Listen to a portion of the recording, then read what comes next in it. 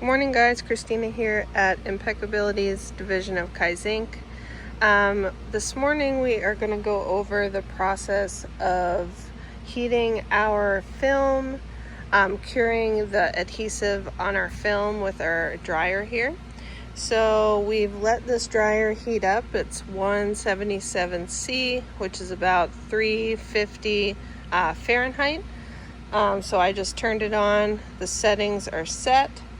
The next thing we're going to do is we're going to turn on this air filter here. We're going to open it up. Now, keeping in mind this is very hot, we have our prepared film. We're going to place it in with the ink facing up. We are going to close it, and we're going to set our timer here. So that timer is going to go off in about a minute. The next thing you're going to do is you'll reach here, you'll lift it up, and that'll automatically stop the timer, and your film will be cured.